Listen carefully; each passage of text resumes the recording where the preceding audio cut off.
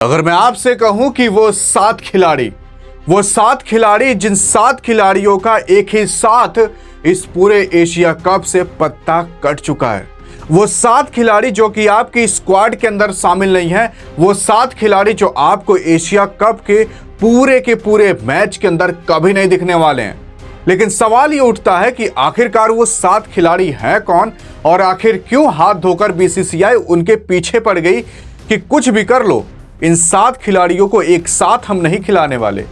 वो सनी देओल का डायलॉग सही कहा गया था कि 7 को साथ मारूंगा, एक साथ मारूंगा। वही डायलॉग बीसीसीआई ने यहां पर रिपीट किया कि 7 को साथ निकालूंगा, एक साथ निकालूंगा। और वही चीज आपको इस मैच के अंदर और इस एशिया कप के अंदर देखते हुए मिल सकता है। लेकिन सवाल उठता है कि आखिरकार वो 7 खिलाड़ी हैं कौन, आखिर क्यों उन 7 खिलाड़ियों को बाहर निकाला गया। अगर मैं आपको रियलिटी बताने की कोशिश कर दूं, अगर इन 7 खिलाड़ियों के बारे में आपको पता चल गया तो आप एक ही साथ पूरा का पूरा एशिया कप ही नहीं देखोगे। आइए एक एक करके डिस्कस करते हैं और क्यों उन प्लेयर को निकाला गया, क्या कारण था। देखो, पहला जो प्लेयर है उसका नाम सुनकर ही आपके आंख में आंसू आ जाने वाले हैं। तो आप खुद सोच कर देखो कि अंतिम वाला प्लेयर कैसा होगा जिसको निकाला गया। वो कोई और नहीं बल्कि आपके जायसवाल साहब हैं, यशस्वी जायसवाल, जिसने इंग्लैंड को ठोक पीट कर बराबर कर दिया था। इसके अंदर वो भूख थी कि कब मुझे एशिया कप मिले, 14 तारीख का मुझे कब मैच मिले, इंडिया पाकिस्तान के खिलाफ मैं खेलूं और मैं बता सकूं कि जायसवाल पूरे पाकिस्तान पर भारी पड़ सकता है। आपको पता होगा कि इसी 9 सितंबर से एशिया कप 2025 की शुरुआत होने वाली है। 10 सितंबर को भारत अपना पहला मैच खेलेगा, 14 सितंबर को भारत अपना दूसरा मैच खेलेगा पाकिस्तान के खिलाफ, और 19 सितंबर को अपना तीसरा मैच खेलेगा। और उसके बाद सेमीफाइनल, फिर फाइनल। अब सेमीफाइनल में अगर भारत पहुंचता है तो सेमीफाइनल खेलेगा, फाइनल पहुंचता है तो फाइनल खेलेगा। अगर सारे के सारे मुकाबले मिला लें कि अगर भारत फाइनल पहुंचता है तो भारत टोटल 7 मुकाबले खेलेगा। मतलब 7 को साथ निकाला गया, एक साथ निकाला गया, भारत फाइनल में पहुंचता है, वापस से 7 मुकाबले खेलेगा। और 7 नंबर जानते हुए किसका है। लेकिन आइए देखते हैं कि आखिरकार वो 7 प्लेयर कौन है। तो पहले नंबर कोई और नहीं बल्कि जायसवाल साहब का लग चुका है, जिसने इंग्लैंड के खिलाफ अकेले 2 सेंचुरी 2 हाफ सेंचुरी ठोकी थी। और लास्ट वाला मुकाबला इंग्लैंड के खिलाफ जब भारत जीता था तो जायसवाल साहब की देन थी कि हम वो मुकाबला जीत सके। लेकिन मैं अब आपको बता देने की कोशिश कर देता हूं कि आखिरकार इनको निकाला क्यों गया, वो कारण क्या है। तो वो कारण एक सिंपल से ये कारण है, स्ट्राइक और नॉन स्ट्राइक पर उतरने का झमेला। क्योंकि टीम इंडिया के अंदर ये बातें कही जा रही थी कि स्ट्राइक और नॉन स्ट्राइक पर उतरेगा कौन। तो बीसीसीआई ने कहा कि चलो पूरा का पूरा किस्सा ही खत्म कर देते हैं इस प्लेयर को निकाल कर। लेकिन अब जायसवाल को निकाल दिया जा चुका है। आपको हम बता दें कि इस एशिया कप के अंदर ऐसे टोटल 4 प्लेयर थे, जैसे कि आपके अभिषेक शर्मा, संजू सैमसन और गिल साहब। गिल साहब तो वाइस कैप्टन T20 के बन चुके हैं, तो ये निकल नहीं सकते। ऋषभ पंत खेल नहीं रहे हैं, तो उनकी जगह संजू सैमसन को ही ला गया है, जो विकेट कीपिंग करने का दम रखते हैं। और अभिषेक शर्मा जो T20 के लिए बना है, अगर इसको T20 में नहीं खिलाया गया तो कहाँ ही खिलाया जाएगा। टेस्ट तो ये खेल नहीं पाएंगे भाई साहब, टेस्ट को T20 बना देंगे और टीम इंडिया का या तो उलट फेरी हो जाएगा, या तो टॉप पर या तो बॉटम पर ही चली जाएगी। लेकिन अब यहां पर देखा जाए तो देखो, इन 3 प्लेयर ऐसे हैं जो कि स्ट्राइक और नॉन स्ट्राइक पर उतरते हैं। अगर जब आपके शुभमन गिल और रोहित शर्मा खेला करते थे तो आपको ये पता होगा कि शुभमन गिल ही नॉन स्ट्राइक पर उतरते थे। T20 के अंदर आपके शुभमन गिल नॉन स्ट्राइक पर उतरा करते हैं, वाइस कप्तान है तो ये उतरेंगे। लेकिन अब मैं आपको बता दूं तो संजू सैमसन को भी नहीं हटाया जा सकता, अभिषेक शर्मा को भी नहीं हटाया जा सकता। जायसवाल साहब थे जिनको कि हटाया जा सकता था, तो इनको हटा दिया गया। क्योंकि आपके अभिषेक शर्मा भी लेफ्ट हैंडेड बैट्समैन है, तो यशस्वी जायसवाल भी लेफ्ट हैंडेड बैट्समैन है, तो कॉम्बिनेशन टूटा नहीं है। लेफ्ट हैंडेड बैट्समैन अभी भी हमारे पास है, तब भी हमारे पास था। तो ये मेन कारण है जिनकी वजह से निकाला गया। लेकिन एक मेन कारण और है जहां पर आपको सबसे अच्छी जानकारी होनी चाहिए कि भाई इनको निकाला क्यों गया। क्योंकि यहां पर यह कहा जा रहा है कि जैसे ही एशिया कप खत्म होगा तो एशिया कप के बाद तुरंत ही, जब गांधी जी का बर्थडे आता है 2 तारीख को, 2 अक्टूबर को, सितंबर 28 को खत्म होगा, तो 2 अक्टूबर को तुरंत ही इंडिया जो है वेस्ट इंडीज के खिलाफ कुछ टेस्ट मैचेस खेलेगा। अब अगर सभी प्लेयर को यहां पर खिला लिया जाता है तो किसको टेस्ट खिलाया जाएगा। और इसी वजह से इनको टेस्ट की प्रैक्टिस करने के लिए अभी 1 महीना पूरा का पूरा है, और ये टेस्ट की प्रैक्टिस करेंगे और एशिया कप बीतने के बाद वेस्ट इंडीज के खिलाफ वापस से आकर ये धोकर चले जाएंगे। और इस वजह से इनको रखा गया है कि भाई आप एशिया कप मत खेलो, क्योंकि 28 तारीख को खत्म होगा, 2 तारीख को वापस से मैच है, तो 4 दिन बाद सभी के सभी प्लेयर थके रहेंगे, कम से कम आप तो कुछ उखाड़ सको उस मैच के अंदर। और इस वजह से जायसवाल साहब को रेस्ट करने के लिए और टेस्ट की प्रैक्टिस करने के लिए रखा गया है, मेन कारण ये है। लेकिन अब इसके बाद जो दूसरा प्लेयर आता है वो कोई और नहीं बल्कि आपके द क्लासिक केएल राहुल साहब हैं। जी हाँ, क्लासिक केएल राहुल की अगर हम बात कर लें तो केएल राहुल साहब आपके तीसरे नंबर पर, चौथे नंबर पर इस तरीके से उतरा करते थे। लेकिन अभी हमारे पास तीसरे चौथे नंबर पर उतरने के लिए अच्छे अच्छे बैट्समैन हैं। आपके सूर्य कुमार यादव हैं, संजू सैमसन भी उतर सकते हैं, अगर अय्यर साहब रहे तो ये भी उतर सकते हैं, और भी ऐसे काफ़ी प्लेयर हैं जिनको कि आप तीसरे चौथे नंबर पर आराम से खिला सकते हो और वो परफेक्ट बैठ जाएंगे। और इसी वजह से यहाँ पर केएल राहुल साहब को बाहर कर दिया गया। लेकिन संजू सैमसन तो स्ट्राइक या नॉन स्ट्राइक पर उतरने वाले बंदे हैं। लेकिन मैं आपको बता दूं, आपके केएल राहुल साहब विकेट कीपिंग भी कर सकते हैं, तो विकेट कीपर हमारे पास पहले से ही मौजूद है और इस वजह से आपके केएल राहुल साहब को बैठा दिया गया। लेकिन अब आप ये सोचोगे कि क्या संजू सैमसन केएल राहुल से बेहतर हैं?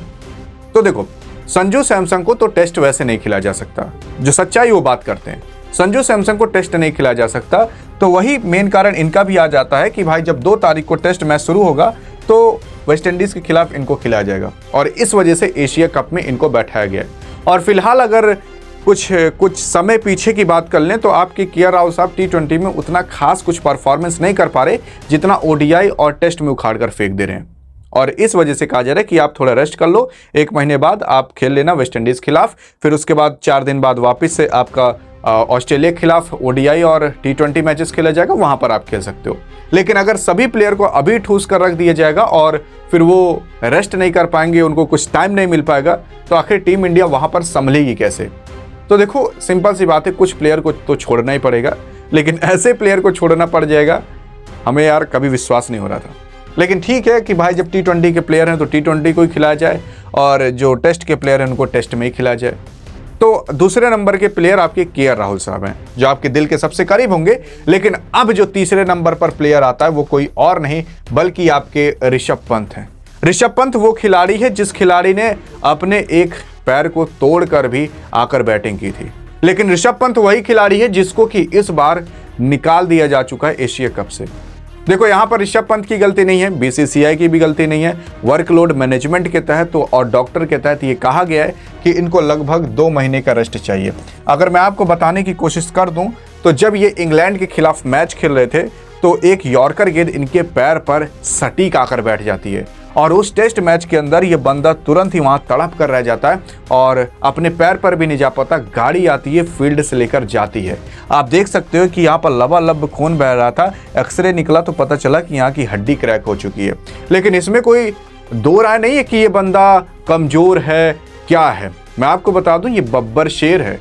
क्योंकि आप सोचो कि अगर आपके पैर की हड्डी टूटी हो तो क्या आप इंटरनेशनल मैच जाकर खेल सकते हो? यार, आप बिस्तर से नीचे नहीं उतर सकते, लेकिन ये बंदा इंजेक्शन लेकर आता है और वापस से मैच खेलता है और मैच में अंदर अर्धशतक भी पूरा करता है। यह है आपका ऋषभ पंत। तो ऋषभ पंत को अब डॉक्टर ने कह दिया कि भाई चलो ठीक है, वो मैच आपने कैसे भी करके कवर कर लिया था, लेकिन अब आपको क्या करना है कि 2 महीने तक रेस्ट करना है। 4 से 6 हफ्ते का रेस्ट दिया गया है, तो लगभग वही 1.5-2 महीने होते हैं। तो 1.5-2 महीने में आपका एशिया कप लगभग आधे से ज़्यादा पूरा खत्म हो चुका रहेगा और उसके बाद इनको प्रैक्टिस की ज़रूरत होगी, तब कहीं खिलाया जा सकता है। नहीं तो अगर ऋषभ पंत होता ना तो इसका रहना पक्का होता, कोई काट नहीं सकता था इसका पत्ता, वो भी T20 के लिए। जो बंदा किसी भी दिशा में मार दे, लेट के मार दे, सो के मार दे, उठ के मार दे, बैठ के मार दे, कुछ भी कर दे, इसको बाहर करने का शक ही नहीं पैदा हो सकता था। लेकिन अब अभी फिलहाल बाहर है। फिर अब जो आपके अगले खिलाड़ी आते हैं कोई और नहीं बल्कि वो आपके हार्दिक पांड्या नहीं, आपके शार्दुल ठाकुर हैं। शार्दुल ठाकुर की अगर बात कर ली जाए तो टेस्ट के अंदर थोड़ा बहुत अच्छा परफॉर्मेंस था, लेकिन शार्दुल ठाकुर को अगर आप कहो कि एशिया कप के अंदर खिला लें तो ये अभी ठीक नहीं पड़ेगा। क्योंकि आपको पता है कि शार्दुल ठाकुर एज ऑलराउंडर काम करते हैं, मीडियम स्पीड से अपनी गेंद भी फेंकते हैं। तो आपको मैं बता दूं, उसके लिए हमारे पास हर्षित राणा भी हैं, हार्दिक पांड्या भी हैं और शिवम दुबे भी हैं। तो ये 3 प्लेयर हैं जो कि ऑलराउंडर के तौर पर काम करेंगे और एज अ स्पिनर के तौर पर आपके अक्षर पटेल साहब भी काम कर सकते हैं। तो इसका मतलब ये है कि ऑलराउंडर की भरमार पड़ी है टीम इंडिया के अंदर, तो किसी ना किसी को तो हाथ धोना ही पड़ेगा। तो कोई और नहीं बल्कि आपके शार्दुल ठाकुर साहब हाथ धो बैठे हैं। और उसी के साथ साथ शार्दुल ठाकुर को अगर देख लिया जाए, जब इंग्लैंड के खिलाफ टेस्ट मैच हुआ था तो उसमें भी उतना खास परफॉर्मेंस नहीं था जितना सिराज, बुमराह और बाकी अन्य प्लेयरों का था। बैटिंग के अंदर उतना कुछ नहीं कर पाए थे, बॉलिंग के अंदर भी उतना भी कुछ खास नहीं उखाड़ पाए थे। कभी कभी किसी इनिंग्स के अंदर ये बंदा 0-1 रन पर भी आउट होकर चला जा रहा था। तो हम ये नहीं एक्सपेक्ट कर सकते कि T20 के अंदर ये क्या कर सकेंगे और बॉलिंग के अंदर भी क्या कर पाएंगे। अब सिराज और बुमराह की जगह इनको थोड़ी ना रखा जाएगा। लेकिन अब अगर बात आगे करें कि कौन सा और प्लेयर बाहर हुआ, तो वो कोई और नहीं बल्कि रिंकू सिंह द लॉर्ड को भी बाहर कर दिया गया है। इनकी भी वही सेम कहानी है कि अगर ये एज अ ऑलराउंडर के तौर पर काम करते हैं, फिनिशर के तौर पर काम करते हैं, तो ये दहाड़ता और खूंखारता हुआ शेर आपके सामने मौजूद है। अक्षय पटेल आपके मौजूद हैं, वाशिंगटन सुंदर आपके मौजूद हैं, तो इन सबको रखा जाएगा। अभी रिंकू सिंह को थोड़ा और समय दिया जाएगा मौका देने के लिए। लेकिन आपके रिंकू सिंह जब भी 30-33 मैच खेले हैं T20 का, तो उसमें अच्छा परफॉर्मेंस किए, ऐसा नहीं खराब परफॉर्मेंस किए, 400-500 रन भी मारे और एज अ फिनिशर के तौर पर काफ़ी मैचेस भी जिताए। लेकिन अभी इनको खेले हुए थोड़ा समय हो चुका है। लेकिन अब हार्दिक पांड्या की जगह कहूँ कि आप रिंकू सिंह को रख दो तो ये गलत बात हो जाएगी। अक्षय पटेल साहब को भी भाई, जो पहले वाइस कैप्टन हुआ करता था T20 का, तो वाइस कैप्टनसी वाली इस बंदे के अंदर कुछ तो खूबी होगी जिस वजह से रखा गया है। और आपको पता हो कि अगर फील्डिंग के अंदर देख लिया जाए, थ्रो के अंदर देख लिया जाए, तो इन भाई साहब को कोई काट भी नहीं सकता। फिर अगर एट द एंड अगर कुछ प्लेयर और बात कर ली जाए, तो कोई और नहीं, आपके ईशान किशन भी बाहर हो चुके हैं। ईशान किशन का यार देखो, बाहर होना तो बनता है। ईशान किशन काफ़ी अरसे से नहीं खेले हैं और इनसे दुनिया तो तब नाराज़ हो गई थी जब ये दूसरे देश के लिए जाकर मैच खेले थे। और अगर आप देखोगे तो ईशान किशन किस चीज़ के लिए काम करते हैं, पहला ये लेफ्ट हैंडेड बैट्समैन है, दूसरा ये विकेट कीपिंग करते हैं। विकेट कीपिंग की अगर बात कर लीजिए, अभी टीम इंडिया के पास 3 विकेट कीपर हैं। संजू सैमसंग है, जितेश शर्मा है, ध्रुव जुरेल है। तो इन 3 में से किसी को भी उठाया जा सकता है। आपके ये ईशान किशन का उतना अच्छा परफॉर्मेंस भी नहीं चल रहा है, उतनी अच्छी ढंग की बैटिंग भी नहीं चल रही, विकेट कीपिंग भी नहीं चल रही। मुंबई इंडियंस ने भी हटा दिया, वहाँ पर जाकर हैदराबाद में कुछ अच्छा परफॉर्मेंस भी नहीं दिखा पाए। तो इस वजह से ईशान किशन का तो बनता है कि बाहर इनको बैठाया जाए, अभी कुछ समय और दिया जाए। फैशन में भी चूर हैं, जब फैशन से निकलेंगे उसके बाद क्रिकेट में जब आएंगे उसके बाद कुछ देखा जाएगा। लेकिन अगर देख लिया जाए एट द एंड कौन सा प्लेयर आता है, तो आकाशदीप आते हैं। देखो, आकाशदीप का अभी कोई नहीं समझ पाया कि आखिरकार इनको बाहर क्यों किया गया, क्योंकि आकाशदीप को बाहर करना यार कोई सेंस ही नहीं बनता था। लेकिन मैं आपको बता दूं ये क्यों बाहर हुए। असल में जब इंग्लैंड के खिलाफ मैच आ रहा था तो उसके अंदर आपके आकाशदीप ने अकेले कभी 6 विकेट लिए तो कभी 5 विकेट लिए। रन के मामले में देख लिया जाए तो बल्लेबाज से भी कभी कभी ज्यादा रन बना दिए। बंदे ने अर्धशतक मारे थे, अर्धशतक 60 रन से भी ज्यादा मारा था। लेकिन अब मैं आपको बता देने की कोशिश करता हूं क्यों आखिर इनको बाहर किया गया। तो आप खुद सोच सकते हो कि यार अगर टेस्ट में ऐसा खेल सकता है, इतनी गेंदें खेल सकता है, इतना रन मार सकता है, तो T20 में अगर चल गया तो 10-20 रन के अंदर 10-20 बॉल के अंदर अच्छा खासा बवाल मचा देगा। लेकिन बाहर करने का मेन कारण ये है कि ये मैच हो रहा है दुबई के अंदर और अबू धाबी के अंदर, जो कि UAE के अंदर मौजूद है। लेकिन अब वहाँ पर अगर स्टेडियम देख लोगे तो वो स्टेडियम जो है, वहाँ की पिच या तो फ्लैटेड विकेट है और स्लो विकेट वहाँ पर मिलता है। यानी कि फ्लैट विकेट है और स्लो विकेट, मतलब जो स्लो गेट डालते हैं उनको ज़्यादा विकेट मिलता है। और फ्लैट मतलब चिपटी हुई जैसे होता है ना, उस तरीके की यहाँ की स्टेडियम में ग्राउंड है। और वहाँ पर आपके आकाशदीप ठीक से चल नहीं पाते और इस वजह से मेन कारण यही है कि इनको बाहर किया गया। अब इनकी जगह अर्शदीप सिंह को लाया गया, आकाशदीप की जगह जसप्रीत बुमराह, मोहम्मद सिराज रहेंगे कि नहीं वो आगे समय में देखा जाएगा। लेकिन अगर सभी के सभी फास्टर बॉलर को भर लेंगे तो काफ़ी बड़ी दिक्कत हो सकती है। तो 1 से 2 फास्टर बॉलर को रखा जाएगा, उसके बाद स्पिनर रहेंगे और कुछ मीडियम वाले गेंदबाज रहेंगे, जैसे आपके हार्दिक पांड्या साहब हो गए। इस तरीके से पूरी की पूरी टीम बनाई जाएगी और इस वजह से आपके आकाशदीप को तो बैठना ही था। बाकी आपको क्या लगता है कि ये 7 प्लेयर निकलकर एक साथ क्या बवाल हो सकता है कि कोई कमाल हो सकता है? आपको क्या लगता है कि और किसको सबसे ज़्यादा देखकर दुख हुआ कि ये बंदा बाहर हो गया? अधिक जानकारी चाहिए कि भाई आखिर क्या चेंजेस और हो सकते हैं तो बगल में क्लिक करके देख सकते हो। मिलेंगे इस वीडियो में, तब तक के लिए जय हिंद और जय भारत।